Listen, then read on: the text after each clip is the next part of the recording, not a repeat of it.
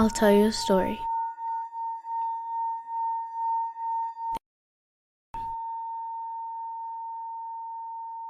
I die in my dream, with my family and with others. It's the middle of the night. We're on the plantation, surrounded by oil palm. We're barefoot, in a circle, on our knees. My father is beside me. We all have plastic bags over our heads. Our heads are bent down. Our hands are tied behind our backs. There are no birds, there is no wind. I'm thirsty. My lips are cracked. My skin is broken. I have no wetness left in my body.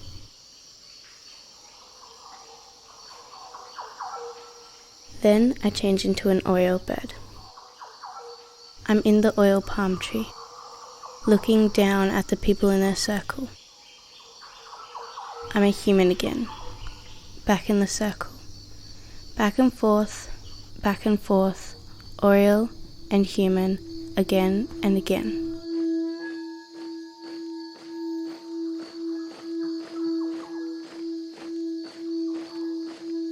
Some of the palm trees are not trees. They are black and green and tall and strong. They stand in the shadows. Soldiers. Uniforms the same colour as oil palm. Bayonets sharp as oil palm fruit. A gunshot. My father falls. Another gunshot. The one next to him falls. Oil palms shoot us and our bodies collapse. I'm the last. I'm an oil bird in the tree, and I see myself fall. I sit and watch myself bleeding. The sun does not rise.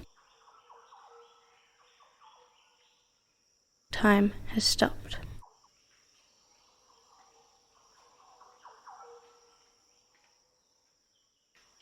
My name's Adolf and I came from West Papua.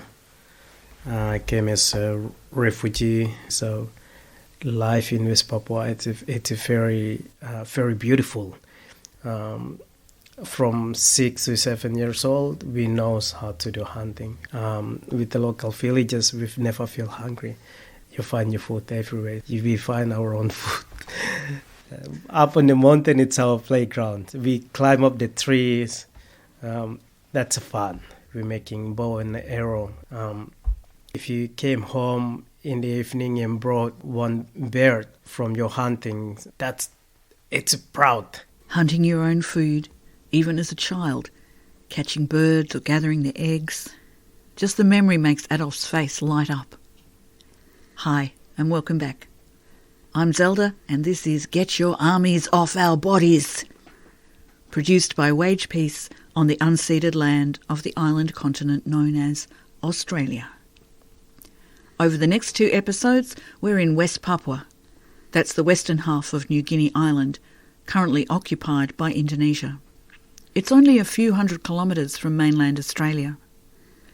We'll talk colonisation and resistance and share the stories of 2 boats that crossed the seas, connecting the 2 island nations. Journeys full of danger and hope, and stories that broke the silence around West Papua and her people. Adolf's a great friend of ours, a powerful activist with Wage Peace, a father and a storyteller, and someone who remembers village life in West Papua with great love. When you start hunting further up to the mountains, when you find the bird nest, we always want to find the eggs from the bird. For example, with the bird of paradise, it's gold. If you find one of the eggs of the bird of paradise. It's just amazing. It's a gift from the God that, they lay the eggs every 15 years. It's very for a long time. 15 years later, they can lay another eggs. So when we go in the bush, that's one of our aim to find. Hopefully, that could be bird paradise nest. And if it's nest, we should find the eggs. And if there is an eggs, that's a gold. It's fun. Bush is our playground. Rivers is our playground. And we never feel fear.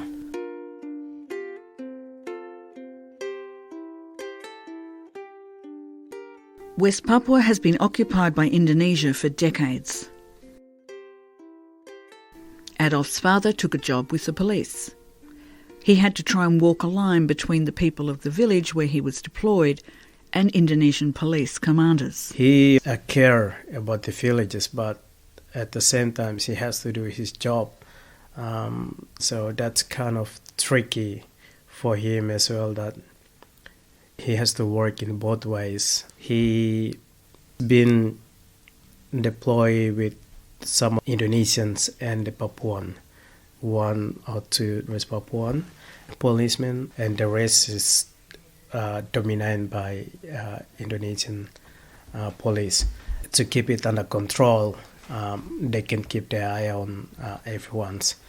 So he has to find a way to treat the local, and also how to put himself between the local and his chief commander. So it's hard for him. The police commander might order attacks on villages as part of land grabbing or other abuses. So when some of the police attack the villages, this is what really sad, because the impact it's come back to him. The police forces came to the village and they shoot one of the local, but this is a mission coming from the head commander.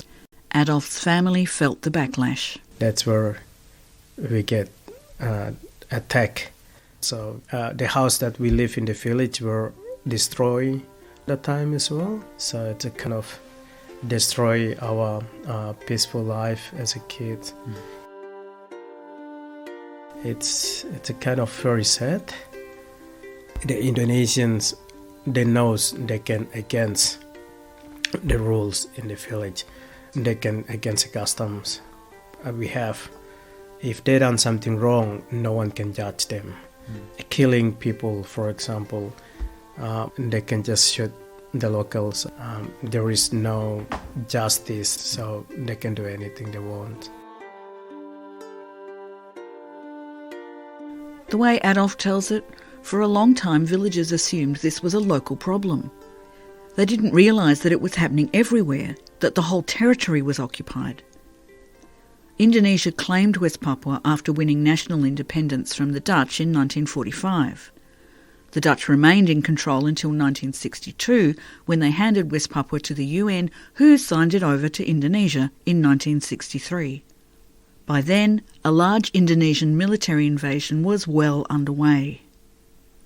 Then the United Nations signed off on a bogus act of free choice in 1969, when a small number of local leaders were intimidated into voting to join Indonesia. Australia has always provided diplomatic and material support to Indonesia's occupation, including weapons. Eventually, Adolf's dad was transferred to a regional city with a bigger Indonesian population, including most of the students at Adolf's school. When we go into adaptate with Indonesian kids, it was hard because they're thinking that we kids coming from the village and we still don't have the education school. Feels like the discriminations in education.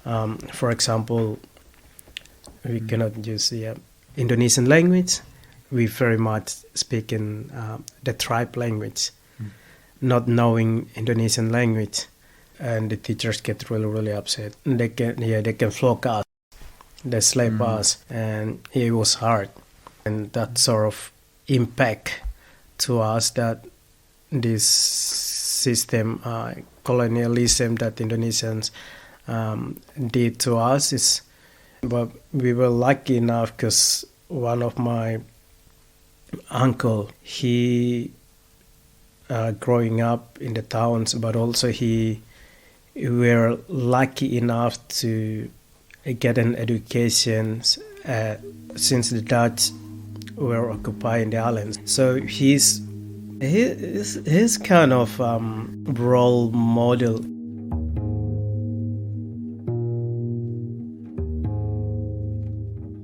He already had his experiences that he'd been to that situation.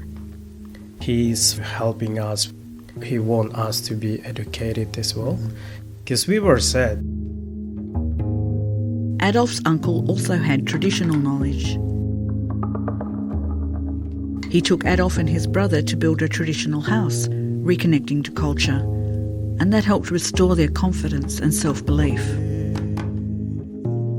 It's connected from where we used to live in the village, so we're more into brave to have a knowledge that we could start reading, we could start writing, but also in maths as well. And I was quite faster, to be honest. Finished my secondary school, so he's kind of my hero. Inspired by building a traditional house, Adolf decided to study mechanical engineering. That meant leaving home to go to Jayapura, West Papua's capital city. And that's where the scale of Indonesia's colonisation finally became clear. I just realized that there is an occupation under the Indonesians.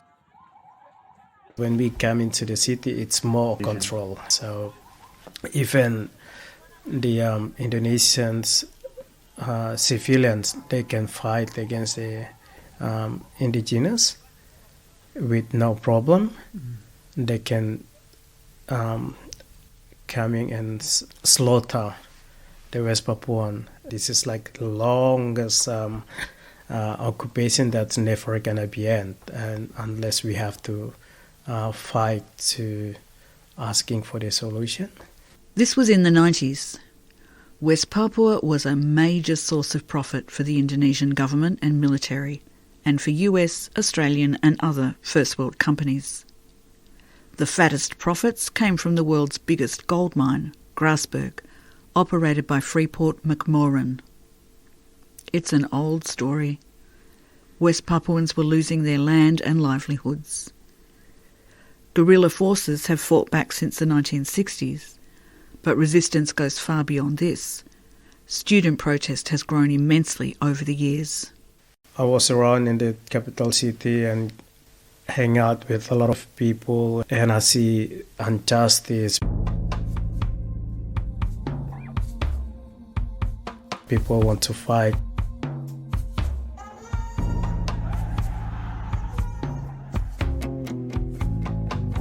I related to a lot of activists. A lot of people did protest and rally, and I put myself into that, walking down the street, marching with the group to Parliament House.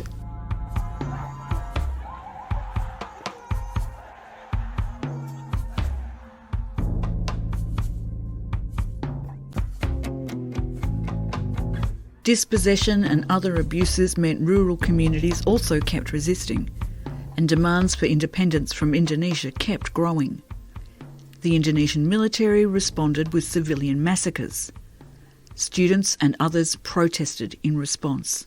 The last rally I attended, that was the massacre happening in 2 different places in West Papua. It's actually 3. three incidents happened.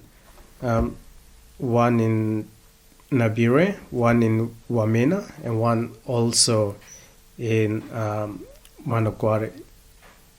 So that was kind of like memorial Biak massacre. The Biak massacre. One of many very dark days. Biak is an island off West Papua's north coast. In 1998, Indonesia's democracy movement overthrew the dictator Suharto in Jakarta. People in Biak rallied peacefully, calling for independence. On July 2nd, 1998 in Biak City, a flag, the Morning Star, the symbol of West Papuans' hope for freedom, was raised on top of the water tower that overlooked the town. In response, the military used naval guns to murder scores of people. Bullets fell like rain. People ran screaming. Mass graves appeared among the coconut groves. More than 200 people lost their lives. And imprisoned, raped and mutilated many more. No one has been held to account. Despite the risk, Papuans continue raising the Morning Star flag and facing the consequences. That's what happened in the 3 massacres that Adolf was protesting against. We did the rally during a day, and in the evening, suddenly we get the army and the police approaching the boarding house where I was staying with the friends just at the university campus. And so left on the night, just run with the clothes in my bag and run to the bush up on the mountain. Adolf escaped to his parents' town, but refuge didn't last long. So I went back, stayed with them for a week, and see some suspicious faces that spy on us, because they're chasing us, obviously. And I just tell my parents, this face, similar face that I've seen in capital city, like that's a spy. They say, so what you gonna do? I say, well, it's a scare, and I'm worried about you guys because they will attack my family as well. So I've told them that I'm gonna leave, and it was hard for my parents to let me go because I've just come back. My mom was crying and begging that whatever happened, you have to stay with us. But we know as Indonesian army and the police, it's very brutal. I saw them again, first time. I have to say goodbye again after 3 days. That meant going back to the capital, Jayapura.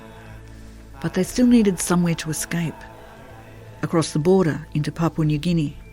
We stayed in Wewak in Papua New Guinea. And we met some of the refugees who already fled the country from West Papua in early 1980s. That was the big massacre also. So this family, they've been living in Papua New Guinea for a very long time. It was hard for this family. So I was live with these people, with the family for a month. Tried to get the protection, but still very hard because the relationship between Indonesians and Papua New Guinea, it's very tight. I feel like there is no hope. And Indonesian government used the local Papua New Guinean to attack us as well. Gangs. Indonesian paid them a lot, so they come in and attack us at the place where we're staying. So it wasn't safe. With no official refugee protection, attacks by gangs who were paid by Indonesian agencies wasn't the only danger they faced. This was after the 2002 Bali terrorist bomb. The Papua New Guinea police also accused Adolf and his friends of being behind the bomb. It's just a fake information, but they PNG intelligent because Indonesian give them an information. So they took us to the stations, asked a lot of questions, interrogation and stuff. We were treated really badly. They say, oh, look, it's up to you. If you want to stay here, we're going to prosecute with a member of the Bombali and stuff. And the local chief from the area we staying at the refugee camp, he said, look, these people, I've known them, they came as a genuine refugee. They run away from West Papua, had nothing to do with Bombali that you accuse them. So we get out from there, and I said, this is not safe. So me and my couple other friends, we decide come back to West Papua. So we came back to West Papua, lived there just for a couple of weeks. We just stay at the friend's house. Daytimes and nighttime, we just sitting inside the house, never go out. So talking to friends, communication through the phone for a bit. They say, hey, look, we willing to organize the boat, and there is a family who happy to donate the big massive tree from the sacred place. The donated tree was to make a large traditional canoe. It was given by the family and the village of Thomas Wangai. He was one of the leaders of West Papua's independence movement and died as a political prisoner in 1996. So friends came around and say, hey, someone's willing to build a boat and then happy give it to you guys to use that and going across to Australia. This is the way for us to go out there to Australia and see if we can bring the message out, can be heard by the international community. When the canoe was ready, they travelled around the coast from north to south, picking up passengers, including other activists who had escaped from the capital city, Jayapura. We communicate with them, oh, the boat will come and pass your way, so when you're ready, you can jump on the boat. We're on the way to Australia. Free. It's express. It's no immigration process at all. You don't need a passport or anything.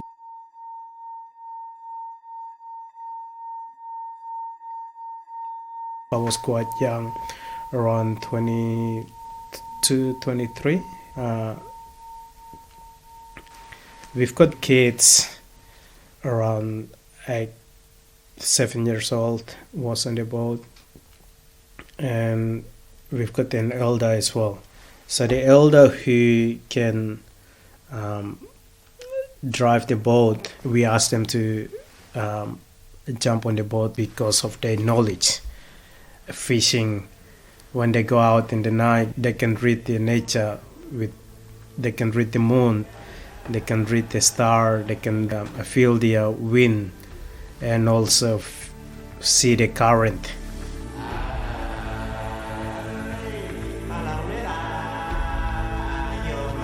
We don't have a compass and we don't have a map or anything installed on the boat. It's a very traditional wooden canoe. We left in the middle of the night.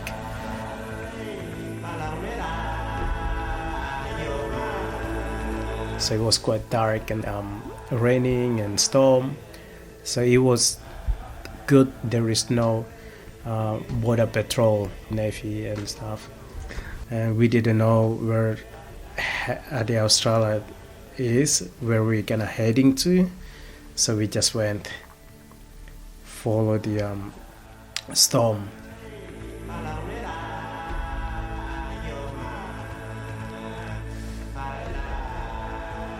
The next day it was beautiful weather, and we realized that we're in the middle of the ocean and we can't see any land.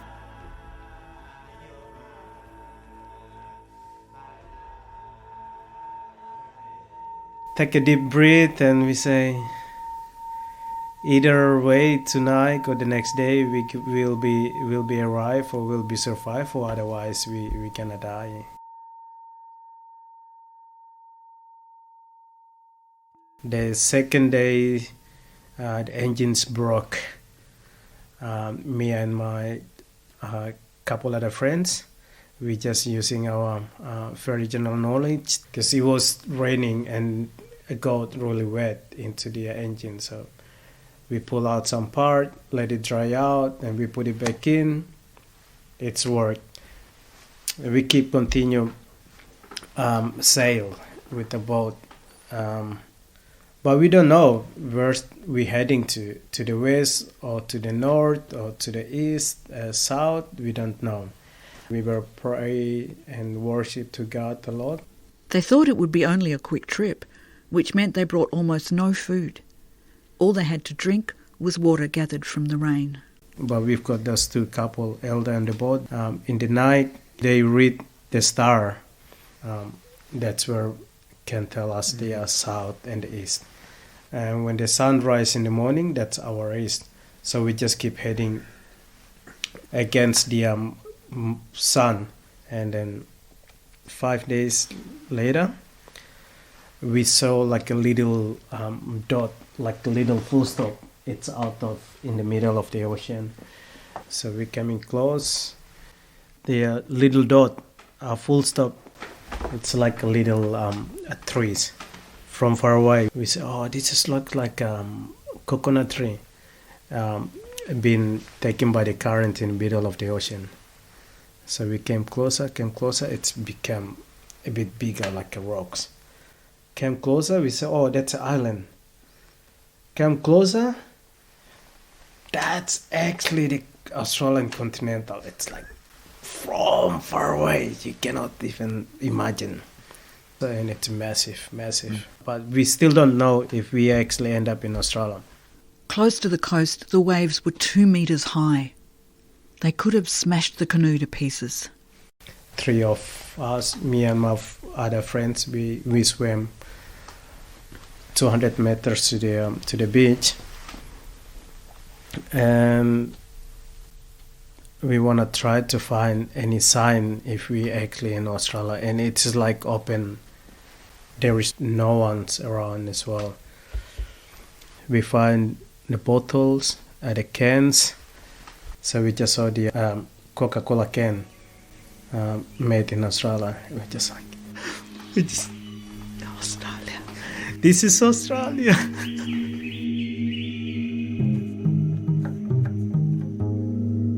We are survivors. We are witnesses too. So yes, we crying when we hugging each other, and we just this is Australia. So we move on, walking along the beach, just to see if we can find any sign of human being around this area, but nothing at all. We went to see the big massive sign.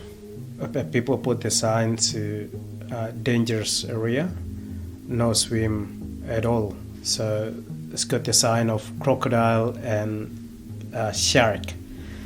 It's lucky. It's like we've been swim on the ocean.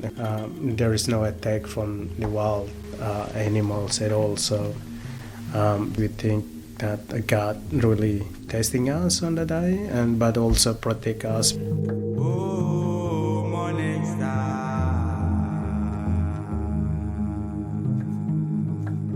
So that's 5 days on the ocean with no food, exposed in an open canoe. I pull off the clothes that I wear. My skin just came off. It was very pain and it was hard. So our skin very much broke. It's skin irritation. So just laying down on the sand and trying to get comfortable. We stay overnight. The next day in the evening, one of the custom airplane flew around and saw the boat and went away.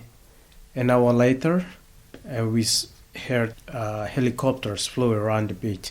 Their next stop was a familiar one for refugees in this country. Detention on Christmas Island, which already held many other refugees from around the world. But West Papuan refugees put Australia's relationship with Indonesia in the spotlight. They were much more politically sensitive and got lots of attention from Canberra. We had 10 politicians from Parliament came to meeting us in Christmas Islands. I remember Barnaba Joyce was there. Kerry Neto was one of the Green Party senator as well.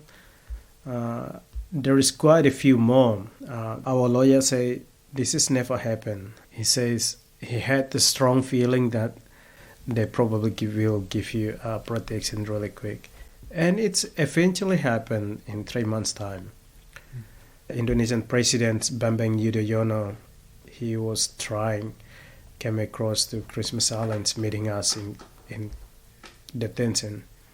It's really confronting. And we say, well, when we were in West Papua, when we had a lot of tragic things happening over there, you didn't want to talk to us. The problem it's actually happening in West Papua, not us in Christmas Island. It's too late. So we put the statement through our lawyer to stop him not to come. As Adolf said, all that attention meant they got protection visas in just 3 months, while other refugees were still waiting after several years. Leaving them behind, Adolf says, was a terrible feeling, as if he and his friends were not being released at all. At the same time, many other activist friends had stayed in West Papua. Not all of them survived. After I arrived in Australia, they've been kidnapped.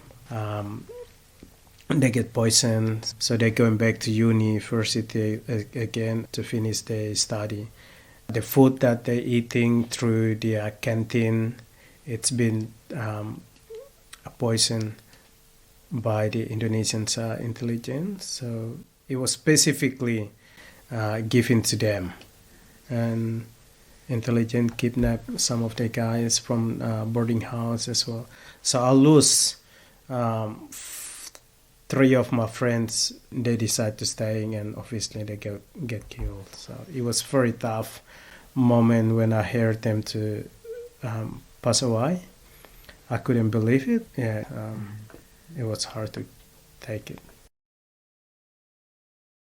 My mom and my dad still alive. My siblings still okay, but it's hard for them to stay in one place. So every year they have to moving around just to Indonesians army intelligence. They don't sleep. They obviously keep their eyes open all the time. So my mom and my dad now they say, "Oh look, you just have to be happy. We're still alive, but we know there is an eye always on us." When I left them, I was 15, and then I came back to visit them again, and then since then I've never seen them again. So yeah.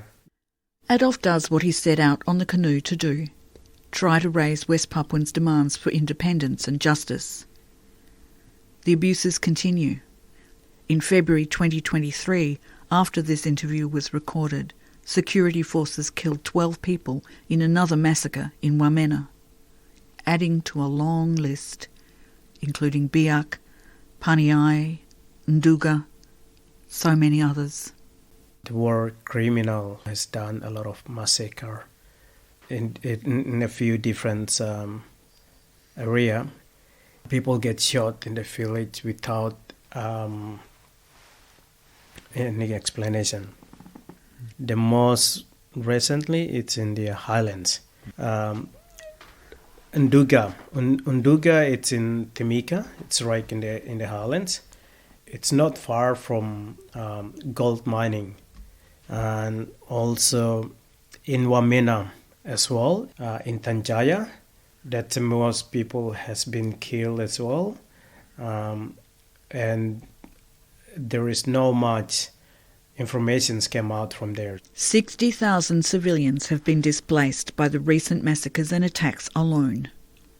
military-backed dispossession for extraction is accelerating.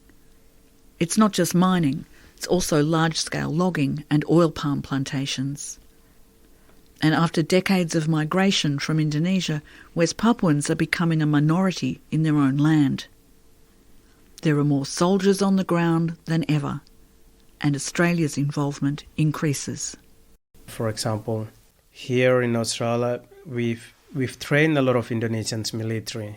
When they did the training here, they're going back to Indonesia. More on that in the next episode, as well as the story of another remarkable journey between West Papua and Australia by boat, the Freedom Flotilla.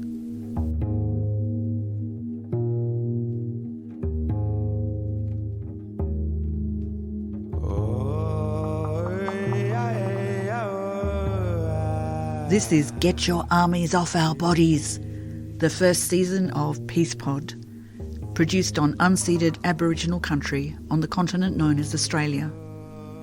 Production credits and other links are on the episode webpage. But we do want to mention Sophie Chow.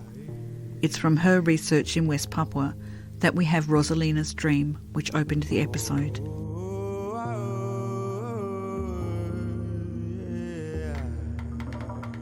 I still have very strong faith that for the future Papua get independent, Papua will be free. And all the listeners that I recommend, write to your local politicians that West Papua is not safe. Human rights abuses in West Papua need to be stopped. So that's my message, my call.